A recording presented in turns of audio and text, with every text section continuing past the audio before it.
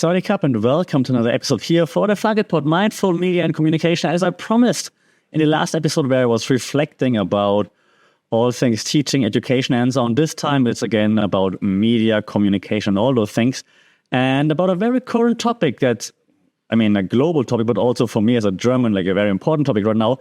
Euro 2024, European Championships in football, and it's football, my American friends, are underway in Germany right now. And so I figured it might be worth it to just look at like what's happening there from a media and communications point of view, okay? I'm trying to be as unbiased as possible, but we're so going to win the championship. Who can stop Musiala and Wirtz? The answer is no one, obviously. But I'm not here to talk football per se. I'm talking the whole event. Okay, so let's jump right into the Euros 2024 in Germany. Okay, and as a German, I want to just quickly relive the summer fairy tale 2006 when the World Cup was hosted in Germany, which was pretty crazy because I think it was the first time that Germany was being recognized. I don't like that word that much, but it was being recognized maybe as a country that's not as mean and unhappy as it's been portrayed in the world, because it was an amazing time and people came to Germany and loved it there because Germany in the summer is actually a very nice place to go. And all those public celebrations, we call it public viewing. I know it means something different in the English language, but it's like those public fan areas where you could watch the games on big screens and with lots of people coming together. It was the first time in 2006. It was fantastic. And ever since, I think I moved to Australia in 2007. And people I remember vividly, I met people in Darling Harbour in Sydney, walking around. And one day I had two guys, it was two guys at least. I don't remember talking to two guys, but it must have been more. They had a football and they were just kicking back and forth. And then the ball came to me, but I was just walking in Darling Harbour, right?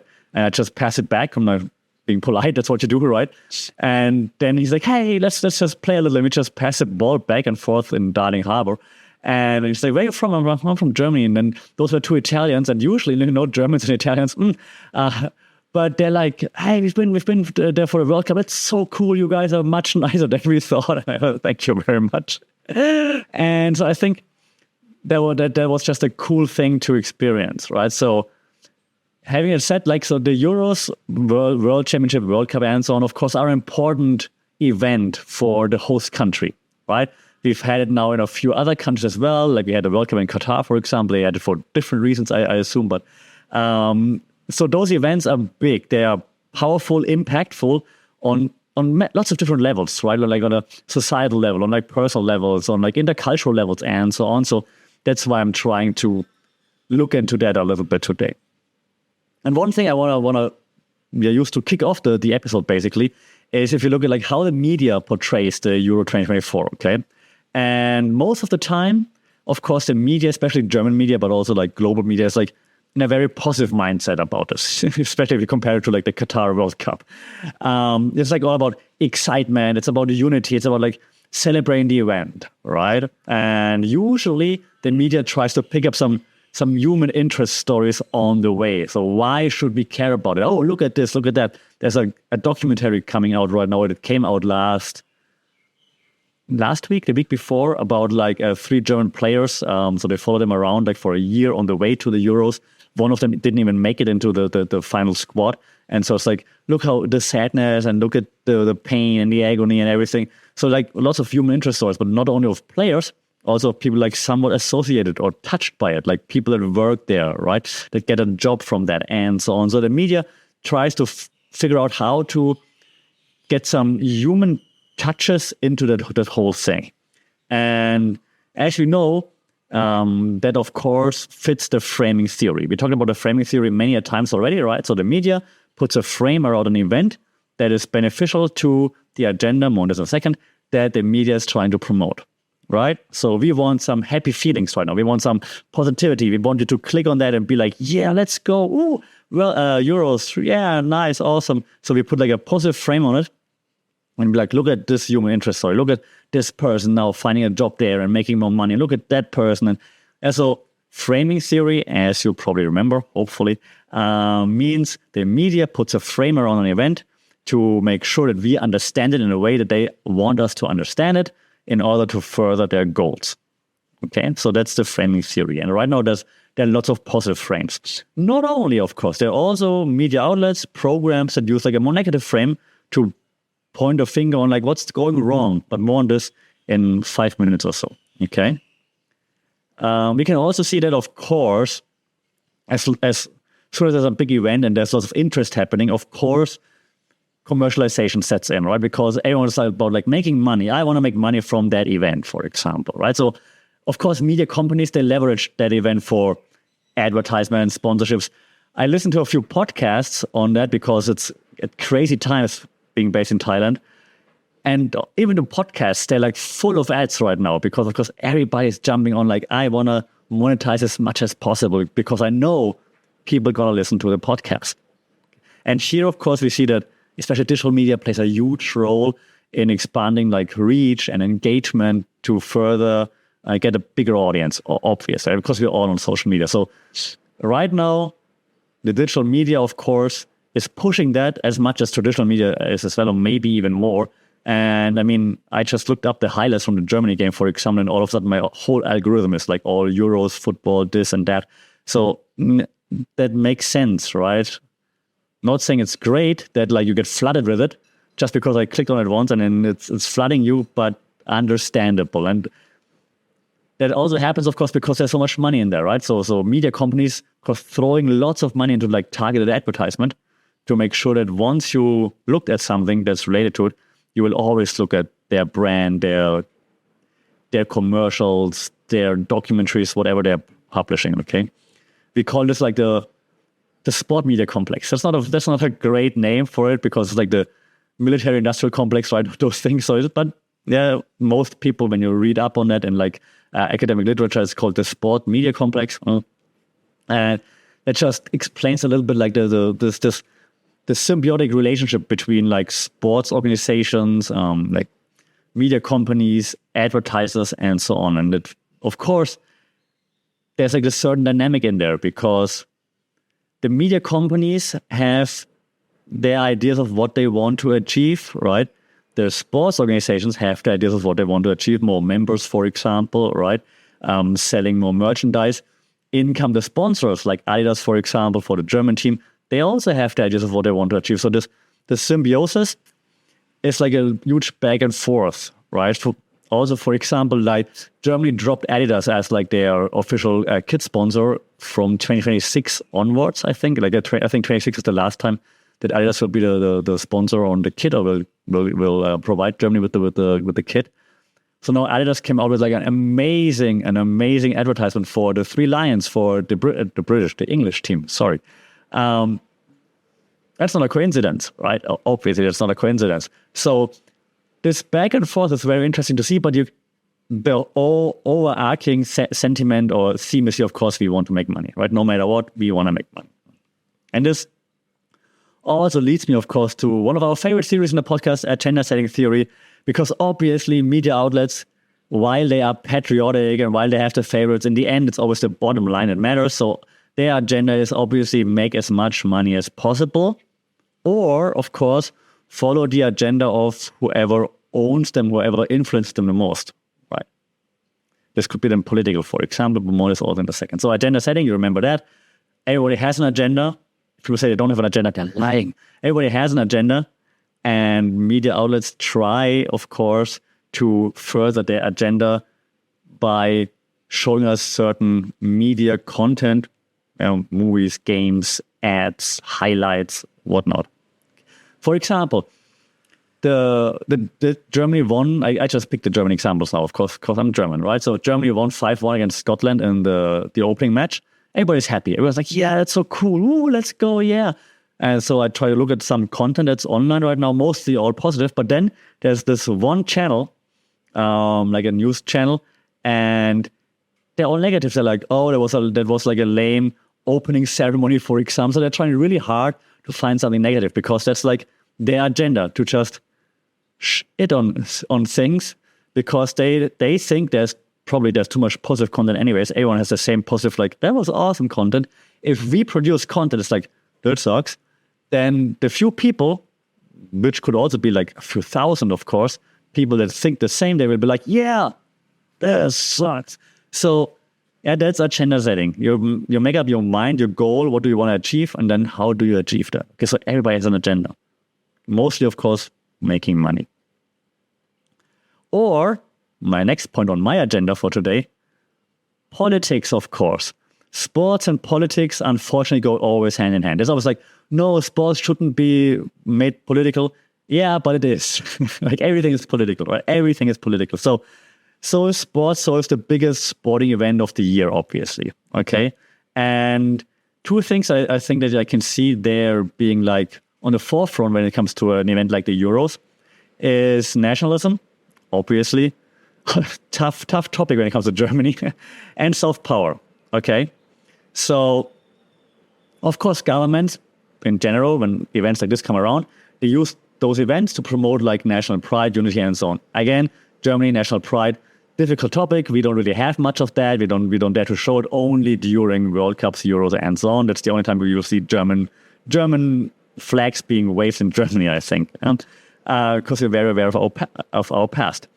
What we do want to highlight, though, is of course like infrastructure, for example, maybe even culture. I'm from Bavaria, like the people with the funny lederhosen and stuff. Maybe even culture, or like how well we can organize stuff. Like, that's going to be the best, most well-organized event ever. People will always say, man, the event in Germany, damn, remember Euro2024? That was great.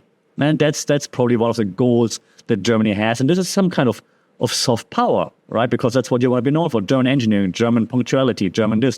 So you're promoting your soft power by putting on like this amazing, fantastic event that no one else could have pulled off in a manner that you pulled it off. Okay? So nationalism, again, tough. More on this in a second in Germany, but soft power definitely something that my home country is definitely looking into, like, to promoting. And this leads me to like one of the other theories that we should discuss a little bit. And I'm going to butcher it because I can't pronounce stuff. Cultural hegemony. Okay. I'm not sure if I mentioned this before in a podcast. I mention it in class all the time. That simply talks about how like dominant cultural norms, right, and values are being reinforced through media portrayal of the event. So in Germany right now, you would think you would see like lots of blonde people, but you're not, because of course Germany is a super mega diverse country, right? If you followed history after the World War and so different people coming, so it's a very diverse country. Now the media is trying, which is, I think, fair, to portray it as a diverse country. That's also the goal of the current campaign that Adidas did with the German national team to promote diversity, for example, which I think was a very cool campaign. And so the media is trying to showcase how diverse the team is, how diverse like our players are. And so trying to portray like those cultural norms to something that are a little bit different to like the cliche from back in the day. Okay. Now, of course, on the other hand, there are also media outlets that are maybe a bit more right actually, that go like, yeah, cool, but hey, we want some real German cultures in there. And so there's like a little bit of like this war of cultural norms right now going on in the German media. I want to say it's like more like 80% diversity, 20% of like, no, Germany needs to be more German. But there is some conflict there, okay? And of course, this leads to lots of political messaging being attached to the event, right? Politicians attending the events, being like, yeah, I'm at the event, look at me, I'm so cool, I'm here. I'm like, in the World Cup 2006, we had our chancellor there being like, yeah, it's so exciting, and things like this. And so, of course, politicians want to go, they want to associate themselves with the positive event that's being put on, of course, right? But of course, that's like, even right-wing politicians try that, right? So there are lots of right-wing politicians in the news right now because of certain scandals. They also go to those events like, look, everything is fine, look at me, all is cool. Of course, they're misusing that event. And then, of course, those events are a great distraction from any domestic issue. We had it in Qatar, right? Everyone was aware of like the human rights abuse and so on. Still, everyone's like, hey, look, a World Cup in Qatar. Oh, let's watch it. And Germany isn't perfect. It's not Qatar, but of course there are lots of domestic problems happening. AfD, right-wing party, the second strongest party in the European elections. What? So there are lots of domestic issues that, of course, now are being swept under the rug because, hey, let's go Team Germany, right? So, and that also happens, though, in other countries. It's not just in Germany, right? It's like something similar might be happening in England, for example. It's like, hey, don't look at the politics right now. Look at how Team England is doing over there in the Euros, for example. How Team England is kicking ass. How Jude Bellingham is doing this and that, right? So every media outlet in every country is doing that. Okay, or every political campaigner who wants to like influence perception within the audience is trying to steer the media in that way, of course. Okay, now I also try to be positive in the podcast. Of course, as you know, I'm like a positive ray of sunshine. So there are, of course, lots of pros that come with also hosting an event like the Euros, of course. Okay, so let me just quickly talk about a few of those pros, and then I'll talk about a few cons, because I'm not only a positive ray of sunshine, I'm also a realistic ray of sunshine. But let me do this for a second. So, okay, of course, there are economic benefits, right? If you're hosting like an event like this, you're making money because tourism, job creation, more business opportunities, more advertisement, more everything. You're making money. Interesting enough, though, not all the money is saved in Germany. The UEFA, which is the governing body for European championships, like FIFA, right? The UEFA, they get most of the money. I just learned that like a week ago or so that actually like when there are like fests, like festivals, fan festivals being put on in the stadiums and so on, and those, what we call in Germany public viewing, but those fan areas with like the big screens and everything, that most of the money made there goes to the UEFA. Of licensing, I guess, which is crazy. And so the cities don't even make that much money from those events, hopefully from tourism and so on, but not from those events. Crazy. UEFA, interesting organization. It leads to then also, of course, promoting diversity, inclusion, brings people together from different backgrounds. Nice. It highlights multiculturalism. It highlights social integration. Right, so it's basically like we talked about this before, public sphere, right? We're talking about public sphere theory by Habermas many a times on this podcast. It creates a platform for public discourse. And this public discourse could be positive and negative, or could be highlight different points. Like it could highlight inclusivity, inclusion, diversity, but it could also highlight the issues that we're still facing in Germany, right? So I think that's a positive. Even if you talk about negative issues, the positive is that it's been highlighted, that people talk about it, which is a good thing because you need to talk about everything, okay? So that's, I think, is a very positive effect that such an event has in any host country. Even in Qatar, the World Cup, right? People were finally talking more about it than before. It's like, hey, Qatar, what's up with Qatar? Oh, well, human rights. So that's a good thing, okay? Now, I wouldn't be German if I wouldn't be talking about the cons. Correct. So what are some of the cons of hosting such an event? Okay, one, I think, is that marginalized voices are being overshadowed. Yeah, so like I said earlier, ongoing social political issues are being ignored. And if you speak out against, like, hey, we shouldn't all be happy right now, we have this issue, the right-wing propaganda popping up more and more. We have all those issues, populism being like on the rise again. It's like, no, hey, for now, kind of shut up now because we are all happy. So marginalized voices are being drowned out, which I think is, of course, not okay, not good. We need those voices that put the finger in the wound and say like, hey, don't forget about this. All right, so that's a problem. And then, of course, displacement. I'm not sure if like there's lots of displacement happening in Germany. I hope not. In Qatar, we saw it. But definitely gentrification, right? Gentrification in host cities. Like all the cities are cleaning up. And so, of course, there's lots of gentrification happening just to make it look pretty, make it look nice, make sure that where all the different teams are being hosted, everything is pretty awesome, cool, clean, and so on, expensive, obviously. So that's, I think, of course, a big issue. And then once the teams are leaving again, what happens with all the expensive stuff that you build? And normal people can't afford it, so what happens next, right? So that's, of course, a problem. The economic costs are also a problem. Like I said earlier, right? The UEFA takes most of the cake, most of the money. The cities don't. So they have expenses in like infrastructure, security. So that means like long-term benefits might not even be there. Like short-term, you have the short-term tourism bringing some money in, but once the tourism is done, you still have like this huge expense, and then you have to maintain it, of course. You have to maintain the infrastructure. You cannot just let it die again, and then rot to and stuff like this. So what's happening then, right? So that's I think a big problem there. But hey, I'm not here to only whine and complain, but I think those are some of the points that need to be discussed, okay? I think Germany probably has a better chance than Qatar of like making use of everything that they're building for the Euros, of course. But still, this build stuff, use it now and then, not sure how to use it later is, of course, like something that needs to be discussed. Okay, I have, I think, 3 more quick points to make on my list here. One is how the media is, of course, also trying to engage the audience. We all know that you need to have like an engaged audience, right? That's why I say, hey, if you like this episode, like, share, subscribe, leave a comment because comments really help. Like leave a review because reviews really help. So engagement. If you don't have an engagement, you don't know if people like you, people hate you, people even watch you, people listen to you. And as a big media outlet, you don't make any money if you don't have engagement. So everyone trying to engage the audience, clicks, views, downloads, whatever that might be, right? So one of the theories we discussed many, many, many times before is the user gratification theory. And this, of course, also applies here. Right? So the motivations behind like audience engagement is always like, hey, I engage with content because it's of use for me and it gratifies, right? It gives me something that I want. Entertainment, social interaction, for example. There's fun, excitement in the moment. So the Euros give all that. It's a big party event that you feel part of a group, you feel part of something special. So, of course, the media is utilizing that, saying, hey, this movement that everybody wants to be a part of, we show more of that. We show how you can be part of it. We show you like what's happening.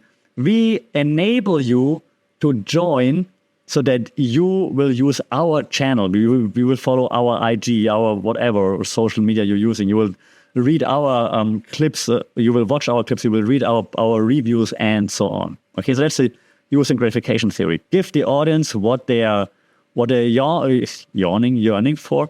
Me and English, what they're yearning for. And so then they will give you their attention. Okay. I have been up very late, so maybe that's why I said yawning. Also, we have the media event theory that I think haven't mentioned much before, but it's pretty easy to understand. So a major media event captures global attention and hence creates a shared experience. Okay, so that's the media event theory. So you have a big event, and this big event creates a shared experience. If you have shared experiences that you don't have by yourself, but that you share with others, it's mostly more intense because you share with your friends, with your family, with your peers, with people that you like, people that you hate even, but you have those emotions that are being like amplified because you're not alone. Okay, that's also a reason, for example, why lots of YouTube influencers, for example, having those scheduled watch parties. So you're like, hey, schedule the video and then you watch it together. While your video airs, you're in the chat to be like, hey guys, I'm here right now, let's watch my video together. Because you want to create shared experience. Okay, so shared experiences usually, according to statistics, lead to like a stronger bonding, a stronger connection. So media event theory, again, suggests shared experiences, stronger bonds, stronger emotional connection. Hence, we consume more of the media, more of the event, also more ads, spend more money, buy more shirts, and so on. Okay? I have a few examples for you, of course, before we wrap things up here. So I'm ready to like come back to the beginning, right? So the media covers the event. Why? Because it fits their agenda. Most of the media right now is rather positive, of course, because the event just started and all the games were really Italy, Albania, but the rest was really cool. Italy did well too. I'm just messing with the Italians, but it was a great event so far. The first 2 days, at the time of recording, so it's rather positive, right? But everyone has their agenda. And trying to highlight different aspects that they think will engage their audience the most. Then, political statements, right? We see politicians traveling there, not only Germans, but politicians all over Europe, traveling there, saying like, hey, it's me, everything is awesome, and so on, just showing themselves to their potential voters and say like, I'm a person of the people, I enjoy the same things that you enjoy, of course. So political statements are being made a lot there. And we see the impact of your host cities, like Munich, for example, the big I said it one more time, public viewing, the big fan area. We call it fan mile in Germany. Actually, like as a German, we don't have miles. Why would we call it mile? Oh, should be like a fan kilometer. Okay, I'm losing track. So those are the impact on host cities. Okay, it's also huge. So 3 things that are big: the media coverage, right, agenda setting, political statements, also agenda setting, framing, and so on. And of course, the impact, the economic impact on host cities like Munich, Berlin, but not only where they play, but also where they host the teams. Okay, has positive impacts, but of course also lots of challenges that I mentioned earlier. Okay, that was the wrap. So that said, I'm still excited about the Euros. I'm a bit sad that like the playing times of all the games is very late here for Thai time, unfortunately. So Germany played at 2 a.m., so I did not stay up. If we make the final, I will stay up, I promise. Until then, I'm not sure. But overall, I'm very happy to see like my countrymen having fun again, and to like after such a long time, like putting Germany on the map again in terms of like being a hospital country, being like a very friendly country, being friendly and fun people too. We can have fun too. We just need to schedule it. Let me know what you think. How do you feel about like that media overkill? Do you think like, hey, it's too much? Like I said earlier, like my whole feed is now full of only Euro stuff. Is that too much for you? Do you think, no, you should focus more on the important stuff? Or do you say, no, that's all cool, that's all okay, because that's the most important thing right now? Let me know what you think. As always, I would love your comments. I would love your feedback. I would love your reviews too. Stay safe. Take care. Follow @FunctedPod on all those channels. And may the best team win. In the end, it's going to be Germany. Until then, thank you for joining. Sorry, Cow.